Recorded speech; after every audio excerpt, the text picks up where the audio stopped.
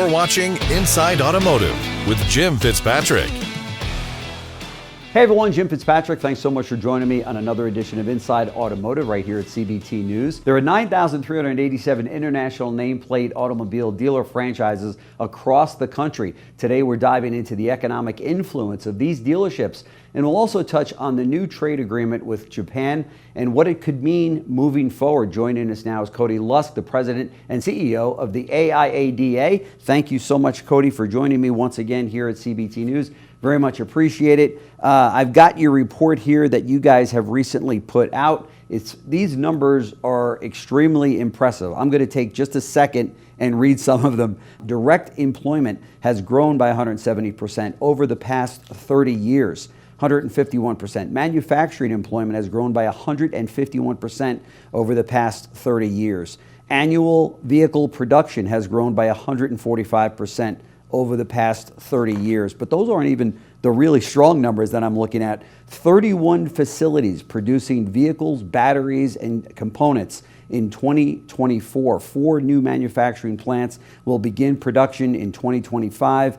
4.9 million vehicles produced in 2024. These are all from international nameplates doing business right here. 125 billion in parts and materials purchased in 2024. 4.9 million vehicles were produced across 9 states in 2024. Alabama, Indiana, Tennessee, South Carolina, Ohio, Mississippi, Georgia, Kentucky.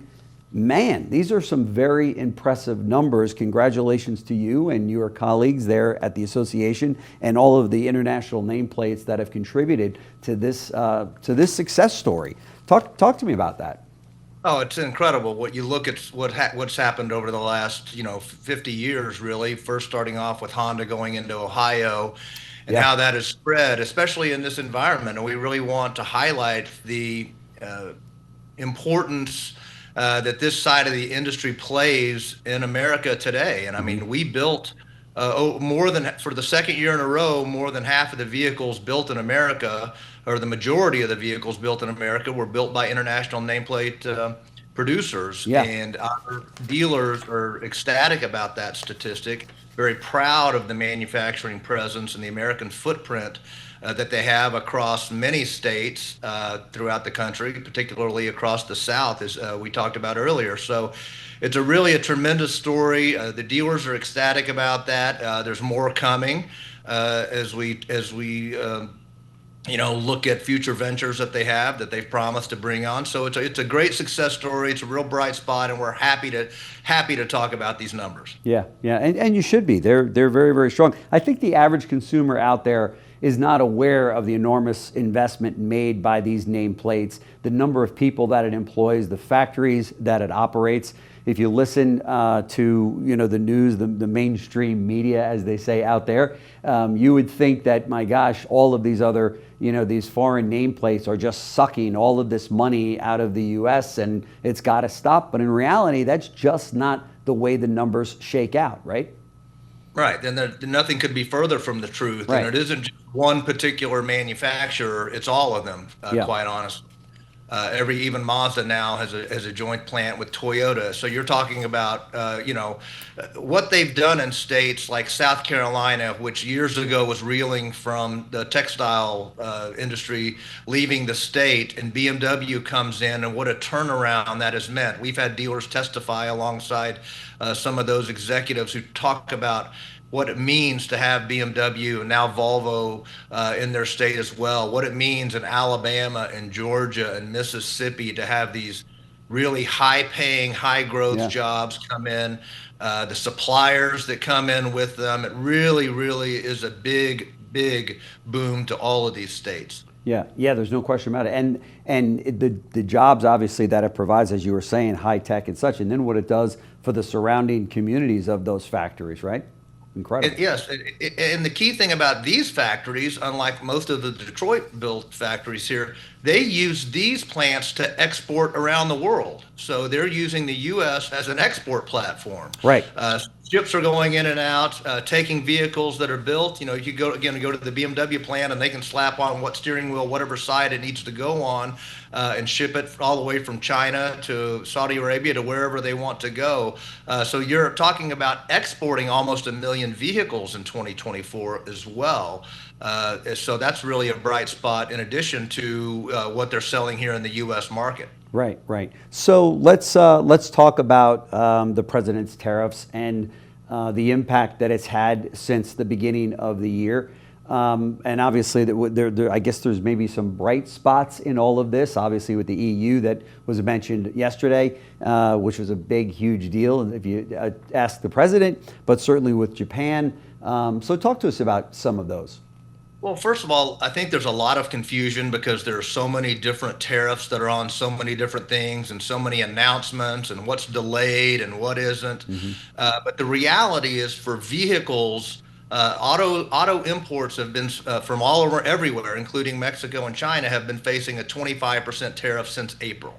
And that's very real. So that is being really, by and large, eaten by the importer. So they haven't passed on that. That hasn't really passed through to the consumer yet. But you look at some of these losses, even that that GM announced a few days ago. Yeah. Stellantis announced a $1.4 billion loss this morning. Ford's having to take out a loan, and I'm just talking to pay for possible tariff related expenses, and that's just the Detroit guys I'm talking about. Yeah. Not the ones that are really importing. So it is going to be a hit across all line makes, the whole auto sector really. And you've seen that kind of slowing down. Now, you mentioned there were some bright spots. We did get the tariff. There's a deal or an agreement with Japan, an agreement with Europe that they would reduce that tariff from 25 to 15, which I think is 15 is better than 25. It's still not terrific, but I think what you've seen is they're hopeful that this will provide some certainty, that you're not going to just kind of ping pong around with the threat of more tariffs or not. But I will caution, these aren't formal trade agreements that get signed into law or signed that Congress has to approve and then become law. These are kind of handshake deals that they're agreed to with our president. We still have a couple of outstanding that we would like to see done sooner rather than later with Korea, with Canada, Mexico. Kind of ironically, the two that are outstanding with those two trading blocks are the ones we actually have free trade agreements in place with before all this. So they're kind of left out looking in at the moment, but we're hopeful that they'll get some resolution and we'll get a tariff reduction in North America and in Korea as well. Right, right. Bernie Moreno made the comment earlier this year at an interview that we conducted with him, and he said that the tariff situation is a blip on the radar, and a year from now, this was a few months ago, a year from now we won't even be talking about this. How do you see it? Do you think that it's more than a blip on the radar, or? I think I always approach all this under this what we call the affordability umbrella. And you look at the cost of vehicles right now, the average transaction price is close to $50,000. You look at the average monthly payment, which is everything a consumer cares about, is what they're spending each month. That's up around $1,000. Loan terms are being stretched out to 6-7 years. But you're also going to see repair costs go up because the parts are going to be, cost more. Your insurance is going up. So everything's kind of really in this affordability umbrella that isn't looking great. It's looking better than it was, but I'm hopeful that we're not talking about tariffs another year from now, and I'm hopeful that the economy stays on a good track and inflation remains down, and maybe we get some rate cuts, hopefully, that could help as well. Yeah, that'd be nice. So Senator Moreno's a former car dealer, and they're always optimistic, and that's why we love them. So I'll hopefully we can it will be as optimistic and be as good as we hope. That's right, and he was probably a member of your association in the sense that he had a few foreign nameplates there, right? Exactly. Exactly. No question. Of the AIADA's annual economic impact report, obviously it's packed with a tremendous amount of data. I've got it right here. We're going to make a link for those dealers that maybe haven't seen it yet. I highly recommend you take a minute and review it. We're going to make a link right below this video that you're watching so you can get your own copy. But what's the biggest takeaway that you want the reader to leave with and to understand? I want them to understand really the footprint and what these dealerships, what these manufacturers, really the footprint and the deep roots they have in America and America's economy. And yes, they still import some vehicles, just like GM still imports some vehicles and Ford and others, but they are really ingrained in the fabric of our communities. And the biggest takeaway I have, Jim, is just talking about that. I was visiting my mother over the 4th of July, and she lives in Central Texas, and the devastating floods that came through. And the first group that responded was the local Toyota dealer. How about that? Because that was right. And then it took everybody else kind of rallying around. And I'm not saying that, Toyota is any more special, but dealers are ingrained in their communities. Yeah. And that's what it's all about is representing your community, the people in the community, your customers, doing what's right by them, through thick and thin, through the good times and the not so good times. And that's what this industry is all about. It gives so much to this country, so much to the people of America. And that's what is reflected, not just in the economic data, but in the charitable data and the other things as well. So it's a great story. I'm very proud to be associated with this. The numbers get better every year we do it. And I just want, everyone to realize how important this segment of the industry is to the overall health and well-being of America. Yeah, America's economy for sure. 162,000 direct U.S. employees, 16.5 billion in direct employee payroll. That is very, very impressive. 100,000 direct jobs in manufacturing alone.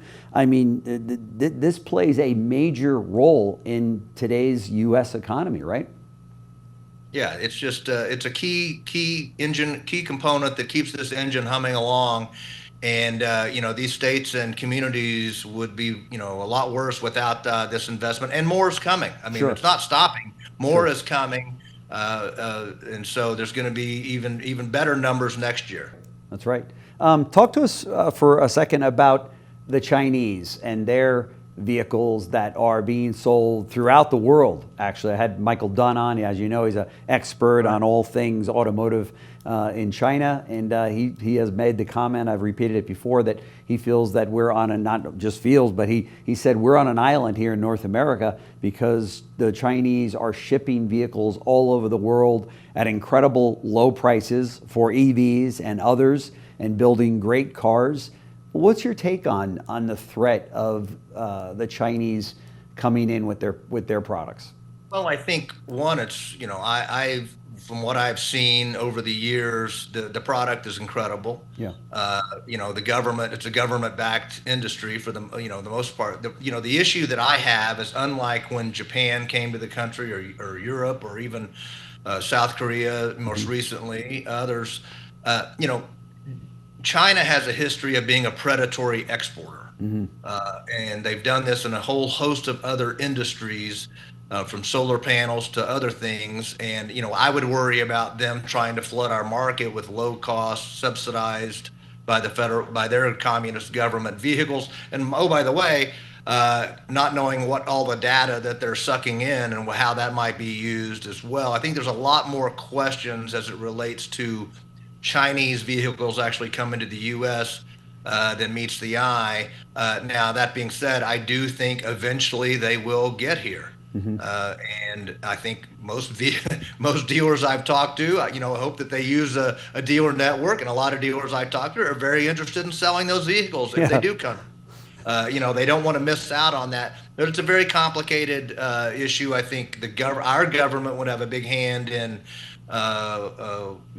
how they might come around or what the timeline might be or how this would work. But, it's a very complicated issue, unlike when other manufacturers came here. But there's no question they're taking over, Mexico, Central America, other markets throughout the world. Yeah, no question. Now, my next question here is about EVs. We're going to be seeing the EV tax credit go away in the next, I guess, about 60 days on September 30th. What kind of an impact will that have for your members? Obviously, a number of them are selling EVs, and you think we'll see it? First of all, you think we'll see a spike in EV sales for those consumers that say, "I better get in to get my $7,500 tax credit"?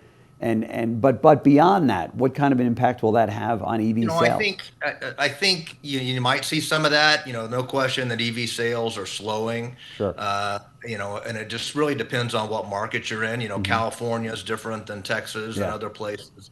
But I think, we talked with a lot of the OEMs over the last month or two on a whole host of issues. A lot of them aren't abandoning EVs. They may delay it a little more because the government's mandates aren't what they were. But I don't think, there's still those Hyundai, others who still want to have, they want to have a vehicle that meets the needs of everyone, whether that's an ICE engine or a hybrid or a pure battery electric vehicle. So I think you'll see that. The question is, you had so much talk of all over the past few years, it was going to be like a hockey stick.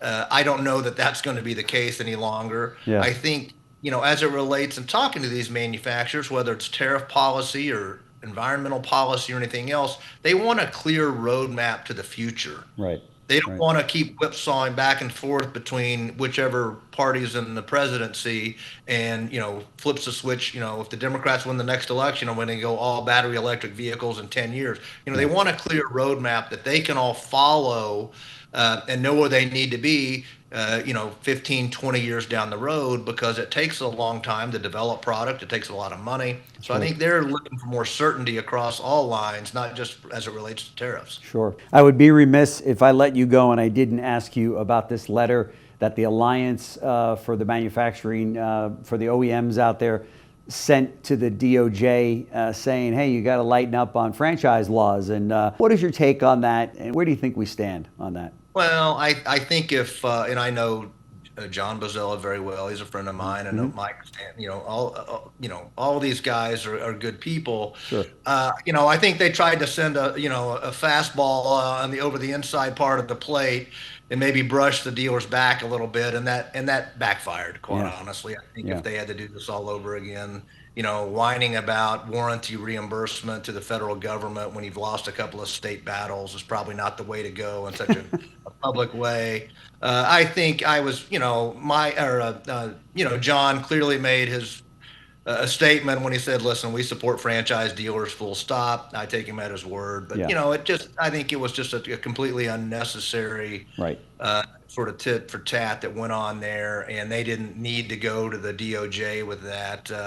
They can deal with the state. The state, associations do a fabulous job representing dealers on these issues, and will continue to do so. Last question. What would you like your members or those that are listening, dealers that are listening, what would you like them to do to help your efforts there in D.C. to not to combat all of this, but to make sure that it's done as fair as it can be done? Well, I think you just have to stay vigilant and stay, who you are, what you do, what you represent. I know that, politics these days kind of seems like a 24/7 sport. And, it doesn't have to be that way. We just want you talking about who you are and what you do and what you represent, your investments, your employees. It's about them. And I worry a little bit that we're losing, some of these key people that are kind of moving on to greener pastures that have been our advocates over the years, not just at the federal level, but the state level. So we need to challenge some of these younger generation. I've got some great young people on my board that are fantastic, but we really need to get that generation a little more involved as they understand what their grandfathers or their parents did. And, it's up to everybody. The old adage, if you're, not at the table, you might be on the menu. That's right. Yeah, no question about it. So, Cody Lusk, President and CEO of the AIADA, American International Automobile Dealers Association, thank you so much for giving us so much time here at CBT News. We very much appreciate it. I know that our dealer audience will get a lot out of your visit. So thank you so much. Best of luck to you. Let us know how we can help here at CBT News. Thanks. Always great to be with you, Jim. Great. Appreciate it. Thank you. Thanks for watching Inside Automotive with Jim Fitzpatrick.